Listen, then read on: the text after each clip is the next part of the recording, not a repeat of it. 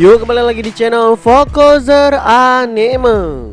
Mohon maaf teman-teman, jadi ini keadaan kurang sehat dan mungkin update kita juga agak terlambat sedikit. Oke lah, kali ini kita akan ngelanjutin alur cerita dari Strongest Hunter yang season kedua. Jadi kita sekarang ini masuk ke season kedua, part pertamanya ya guys ya. Dan bagi kawan-kawan yang mau traktirin kopi, link traktirannya ada di deskripsi di bawah. Oke lah, tanpa berlama-lama lagi langsung aja kita mulai alur ceritanya.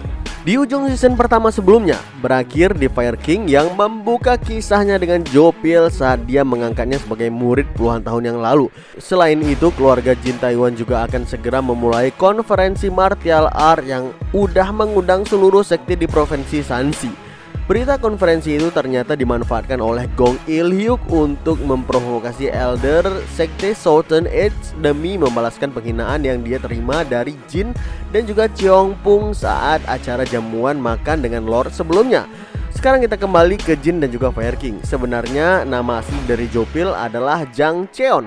Awalnya dia nggak mau mengajari martial art kepada si Jang Cheon karena nggak punya fisik dan bakat untuk belajar teknik bela diri yang sangat sulit seperti dari Sourcing clan mereka. Tapi karena kegigihannya yang dibuktikan dengan Jang Cheon bersujud tanpa henti hingga dahinya berdarah, bahkan berani mempertaruhkan nyawanya, akhirnya Fire King bersedia menjadikannya sebagai murid karena yakin kegigihan pasti akan menyelesaikan masalah kekurangan bakatnya itu. Tapi Fire King malah bilang ke Jin, sayangnya itu ternyata sebuah kesalahanku yang paling buruk dalam hidup.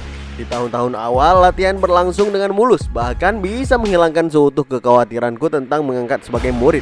Dia mematuhi semua metode latihanku dengan rajin. Bahkan ketika belajar hal dasar, dia selalu menganggap itu sebagai teknik ultimate-nya. Setiap hari dia latihan beban untuk menaikkan stamina, dan aku juga membantunya membentuk tulang tubuhnya dengan body purification. Semua latihan dan metode tersebut benar-benar membuat dia berkembang dengan pesat.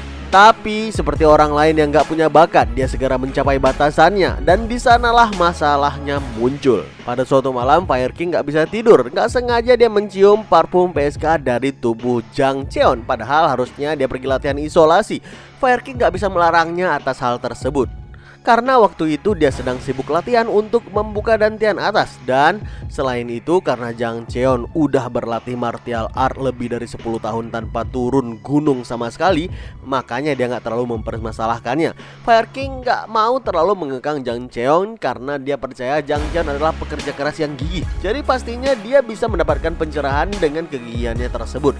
Namun suatu hari tamu yang gak terduga datang ke tempat Fire King di atas gunung sana. Siapa sangka yang datang itu adalah Heavenly Sword King, salah satu dari 10 King dari Grand Elder Clan Namgong. Elder tersebut melaporkan kalau Jang Cheon udah membuat banyak masalah di provinsi Anhui, tapi dia nggak bisa menghentikan Jang Cheon. Makanya si Elder memilih datang ke Fire King langsung. Fire King pun nanya, kalau Heavenly Sword King aja nggak bisa menghentikannya, apa dia udah menjadi master martial art tingkat dewa gitu?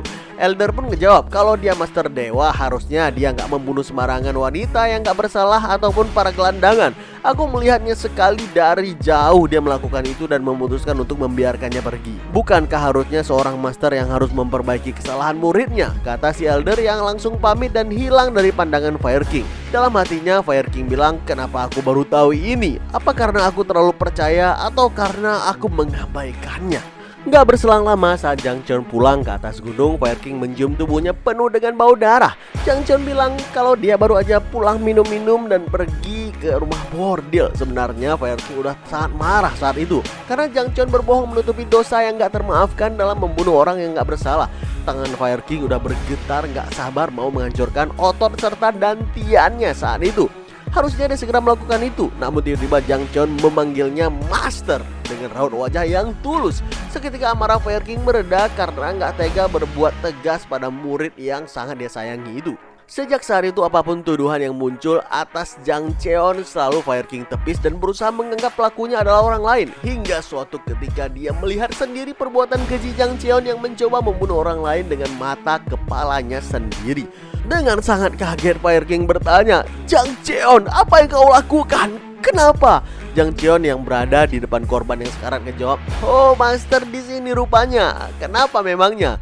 Apa yang salah dengan aku membunuh seperti ini? Bukankah ini yang namanya kelangsungan hidup yang terkuat? Bukankah kau selalu mengajariku kalau murim adalah dunia yang seperti ini? Wajar kalau orang lemah mati di tangan orang yang kuat. Apa kau lupa, Master?" Fire King pun kaget bukan main kalau ajarannya disalahartikan oleh Jang Cheon ini. Lalu dia pun berteriak dengan lantang, "Apa kau lupa bagaimana kau dulu harus berjuang untuk bertahan hidup di masa lalu?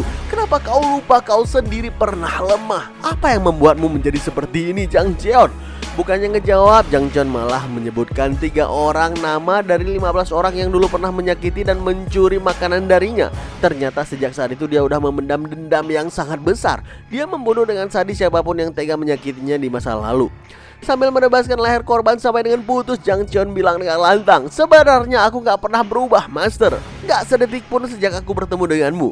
Ucapan itu membuat Fire King terdiam. Dia sadar kalau udah melakukan kesalahan fatal memilih Jang Cheon sebagai muridnya. Di titik ini Jang Cheon udah gak bisa berubah lagi.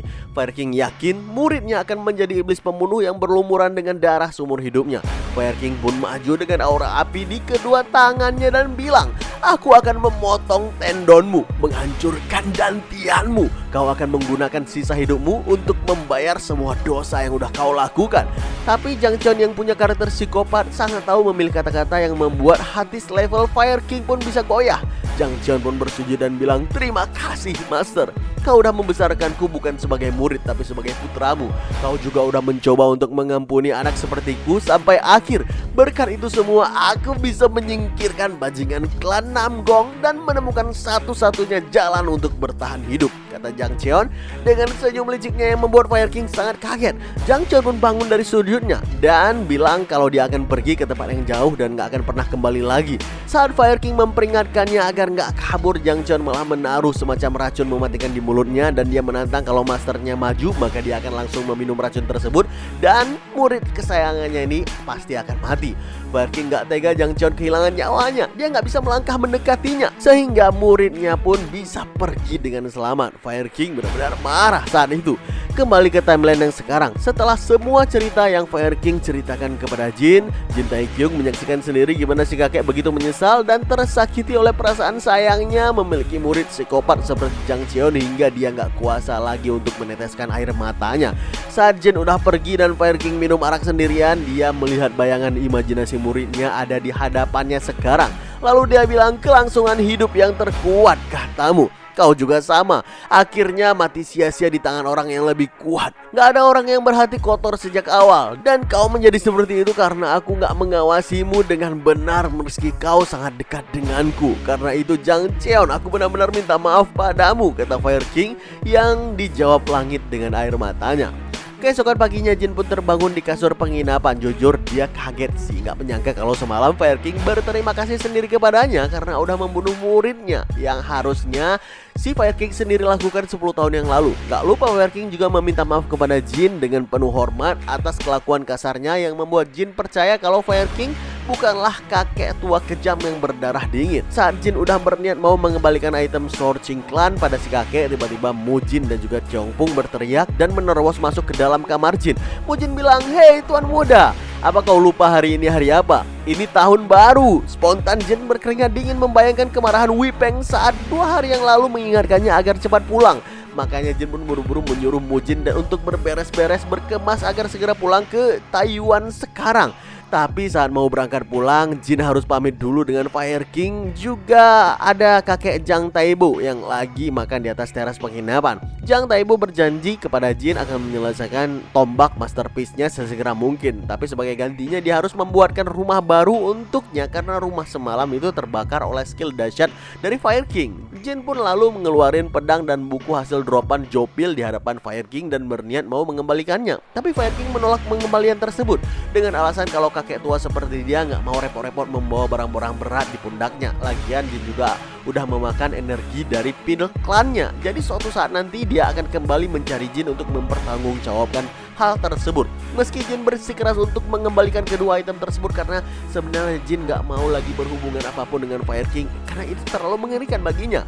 Fire King malah meneror akan membunuhnya saat ini jika dia tetap memaksa. Sontak Jin pun pasrah dengan pucat bertekuk lutut. Setelah itu Fire King udah duluan pamit dan pergi dari semuanya. Oke, kita kembali ke Taiwan. Terlihat ketua biru pengawal sedang ngamuk-ngamuk kepada rekannya sesama ketua 5 sekte di keramaian karena anaknya kena hajar habis-habisan dipermalukan saat jamuan makan lor sebelumnya. Demi menenangkan pikiran ketua biru, rekannya itu pun memberikan obat darah tinggi kepadanya. Tapi saat ketua biru mau menelan obatnya, tiba-tiba dia tertabrak oleh seseorang yang berbadan besar yang membuat obatnya terjatuh dari tangannya. Otomatis ketua biru makin naik darah dan memanggil si badan besar dengan panggilan sapi. Ternyata si badan besar itu adalah bintang muda generasi baru dari sekte Gunung Berbunga yang sebelumnya sedang mencari Cheongpung. Si badan besar juga ikutan marah dipanggil kepala sapi. Dia pun mengangkat tangannya tinggi-tinggi untuk menghajar ketua biru tersebut. Untungnya senior pertama Gunung Berbunga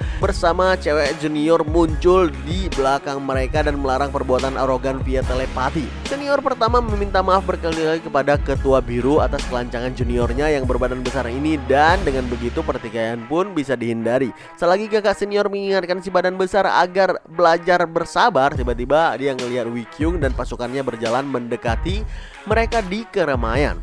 Wee Kyung pun berhenti di hadapan kakak senior dan mereka berdua saling bertatapan. Wee Kyung memperkenalkan dirinya dan diikuti kakak senior yang bilang, "Aku Baik Musung dari sekte Gunung Berbunga." Begitu nama itu terdengar oleh ketua biru pengawal di sana, dia langsung tersentak kaget dan matanya terbuka lebar. Dia nggak menyangka barusan dia udah menghina orang yang digadang-gadang akan menjadi ketua sekte Gunung Berbunga di masa depan nanti. Karena sekte Gunung Berbunga merupakan salah satu dari 10 sekte besar, jadi mereka ini menjadi sangat ketakutan. Kembali ke Jin, terlihat Jin dan rombongan sedang menaiki kuda untuk pulang secepatnya ke Taiwan yang akan segera berlangsung konferensi martial art di sana. Jujur saat ini Jin sangat kesal karena harus membawa-bawa item di belakang pundaknya, pedang yang ditolak dan juga buku yang ditolak oleh Fire King sebelumnya. Berhubung Mujin dan Cheongpung ada di dekatnya, Jin gak bisa sembarangan masukin itu item ke inventory tanpa nanti harus dipertanyakan oleh keduanya. Jadinya dia pun harus membawa kemana-mana sepanjang perjalanan. Sambil berkuda, Jin terus mengeluh ke Mujin kenapa Fire King gak mau menerima pengembaliannya ini. Tapi tiba-tiba Cheongpung ngejawab, "Bukankah menurutmu dia mencoba membuatmu menjadi muridnya? Sepertinya kakek Cheon memberikan banyak perhatian kepadamu, bukan?" Mendengarkan perkataan itu, spontan Jin dan Mujin tertawa dengan lebar. Mereka mengejek perkataan dari Cheongpung karena itu serasa sangat gak mungkin terjadi.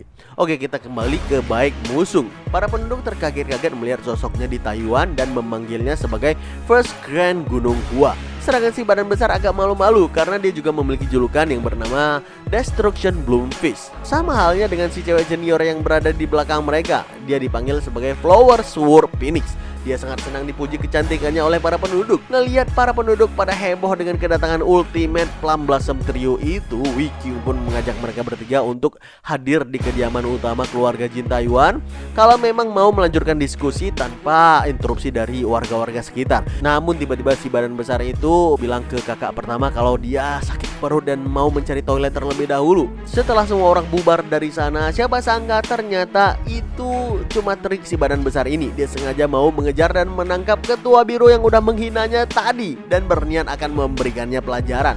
Kembali ke Jin dan rombongan yang sekarang makin dekat dengan gerbang komplek keluarga Jin Taiwan. Mujin melaporkan kepada Jin kalau sekarang di Taiwan pasti udah tiba para Ultimate Plum Blossom dengan First Grand Gunung Hua sebagai pemimpinnya. Mendengarkan nama itu, Jin ngerasa biasa aja sih, gak kaget ataupun kagum juga. Padahal Mujin udah ngejelasin kalau First Grand tersebut adalah salah satu jenius Gunung Berbunga yang kelak akan menjadi ketua sekte.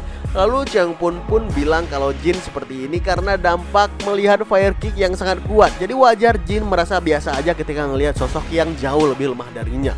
Ucapan Cheongpung juga dibenarkan oleh Jin. Sejak perkembangan pesatnya yang luar biasa dalam beberapa bulan yang bahkan mampu mencapai master puncak lebih cepat dari jenius manapun, Jin ngerasa orang seperti First Grand Gunung Berbunga pasti akan dilampauinya sebentar lagi. Saat Jin dan rombongannya udah hampir tiba di gerbang komplek, tiba-tiba dia melihat orang berbadan besar sedang membuli seseorang. Ya, yang dibulinya adalah ketua biru pengawal itu. Jin menghentikan kudanya dan melihat pembulian tersebut. Ternyata si badan besar itu gak terima diperhatikan oleh mereka. Dia bilang, "Ngapain kalian lihat-lihat, hah?" Katanya dengan wajah kesal sekaligus menghina. Dengan key shares-nya, Jin tahu kalau si badan besar ini berlevel 95 dengan nama Chulwo. Dia tahu persis orang seperti itu nggak mungkin berasal dari Taiwan. Ya, dia juga cukup kuat. Apa jangan-jangan dia yang dipanggil First Grand Gunung Berbunga? Kata Jin dalam hatinya. Tapi karena Mujin juga ikutan marah pada Chulwo, yang artinya dia juga nggak kenal, maka Jin pun mengambil kesimpulan kalau Chulwo adalah sosok yang lain. Berhubung Chulwo berkali-kali menyuruh Jin pergi dan lagian dia nggak mau terlibat dalam pertarungan yang nggak perlu, makanya Jin pun melanjutkan perjalanan kudanya dan masuk ke dalam gerbang. Namun karena Chulwo berkali-kali mengatakan kepada Ketua Biru kalau dia diundang oleh keluarga Jin Taiyuan dan mau ketemu dengan tuan muda paling bungsu, Jin pun terpaksa harus ikut campur. Jin mendekati Chulwo dan memintanya agar menyelesaikan masalah ini dengan damai. Tapi Chulwo malah ngejawab, "Kau suka ikut campur urusan orang ya? Apa kau tahu apa artinya bagimu karena suka ikut campur pada masalah orang lain di dunia murim ini? Semuanya akan menjadi semakin rumit bagimu, Dek, jika kau melakukannya." Setelah itu Jin dan Chulwo terlibat adu bacot dan saling menghina satu sama lainnya. Terutama Chulwo yang terlihat terlalu tua untuk usia 25 tahun. Kesal dengan penghinaan dari Jin, Chulwo pun maju secepat kilat dan mengayunkan tinjunya sekuat tenaga. Jin yang melihat serangan tersebut sadar kalau dari tangan Chulwo memancarkan aura tekanan yang sangat kuat. Tapi dengan level Jin yang sekarang, dia bisa menghindari tinju raksasa itu dengan sangat mudahnya. Chulwo makin kesal ngelihat Jin. Dia udah mengerahkan tinju dahsyatnya yang bahkan bisa menghancurkan pohon dari jauh secara bertubi-tubi. Tapi itu semua sia-sia karena Jin bisa menghindari semuanya sambil meliuk lincah di antara jalur serangan Chulwo itu. Sambil terus menghindari serangan, Jin bilang, "Kau gelisah ya? Tarik dulu napas dalam-dalam untuk menenangkan pikiranmu. Setelah itu mungkin kau baru bisa memberikan goresan kepadaku sedikit." Mendengarkan ucapan meremehkan tersebut, Chulwo nggak mampu menahan amarahnya lagi. "Dasar anjing brengsek!" teriak Chulwo sambil mengerahkan semua kekuatannya dalam satu pukulan. Pukulan itu sangat dahsyat karena mampu menumbangkan pohon besar yang ada di sana. Tapi itu pun lagi-lagi dengan gampang dihindari oleh Jin. Setelah ngelihat sendiri serangan dahsyat Chulwo, Jin yang agak berkeringat bilang dalam hatinya, level dia memang cukup tinggi. Mungkin dia baru aja menjadi master level puncak ya. Jika pemahaman martial art kami di sekitar level yang sama, maka aku punya keuntungan karena aku punya stat yang lebih tinggi. Jadi kurasa aku akan menang jika kami benar-benar bertarung. Haruskah aku melakukannya di sini? Chulwo juga terlihat berkeringat kelelahan karena serangan bertubi-tubi barusan. Dia pun bilang, "Bajingan, siapa kau sebenarnya? Aku gak pernah dengar ada orang sekuatmu di kota pinggiran seperti Taiwan. Apa kau jangan-jangan Heavenly Jin Blade?" Kata Chulwo yang ngebuat Jin tertawa dan dia bilang, "Aku memang terkait dengan orang yang kau sebutkan barusan karena kami lahir dari rahim yang sama." "Oh, jadi kau Sleeping Dragon of Sanxi ya?" tanya Chulwo sekali lagi. Jin ngejawab singkat, "Itu benar bro, bingo." Mendengarkan jawaban itu, Chulwo pun menghela napas panjang dan menghentikan pancaran aura dari tubuhnya. Dia mengakui Sleeping Dragon of Sanxi lumayan hebat sesuai rumornya, tapi dia nggak mau ngelanjutin pertarungan yang katanya nggak pengen pamer martial art miliknya pada martial artis pinggiran kota seperti Jin. Mendengarkan itu, Jin marah dan menanyakan Chulwo dari sekte mana dia. Chulwo nggak mau menjawab pertanyaan tersebut. Dalam hatinya Chulwo bilang, "Sialan, bisa-bisanya aku ketemu dengan Sleeping Dragon of Sanxi. Karena kami datang kemari untuk meminta bantuan keluarga Jin, kami akan dalam masalah jika aku serius menghajarnya." Di saat yang sama juga Jin bilang dalam hati, "Cih, jelas-jelas dia mengatakan kalau dia diundang kemari. Jika aku menghajar habis-habisan tamu yang kami undang dengan serius, bisa-bisa acara yang kami gelar bisa kacau balau nantinya." Mereka pun kembali terlihat adu bacot yang sama-sama mengakui melepas lawan masing-masing karena mengingat kakak mereka, Wikyung dan juga Baik Musung. Gegara sama-sama nggak mau berhenti bacot, keduanya pun kembali memanas seperti sebelumnya. Mereka kembali melanjutkan pertarungan, tapi sebelum itu tiba-tiba Wipeng datang dan bilang ke mereka, "Akan lebih baik jika kalian berdua berhenti di sini," kata Wipeng yang membuat Jin dan Chulwo sama-sama tersentak kaget. Sambil berjalan mendekati mereka berdua, Wipeng bilang, "Destruction Fist Blum dan tuan muda ketiga, apa kalian berdua berniat mempermalukan keluarga dan sektemu?" "Hah?" kata Wipeng dengan aura intimidasi yang meledak-ledak hingga membuat keduanya langsung panik bergetar ketakutan. Wipeng pun menjewer dan menarik mereka berdua agar segera masuk ke dalam karena acara konferensi akan segera dimulai sebentar lagi. Dan kita cukupkan ceritanya sampai di sini ya guys ya. BTW, next ceritanya bakal sangat seru dan makin seru ke depannya. Jangan sampai dilewatkan. Oke lah, nantikan terus alur cerita Star Fox Hunter hanya di channel Focozer Anime. Kita akan update dalam waktu yang sangat dekat. Oke, see you. Oke, see you. Oke, see you. Oke, see you. Oke, see you. Okay, see you. Okay, see you. Okay, see you. Okay, see you. Okay, see you. Okay, see you. Okay, see you.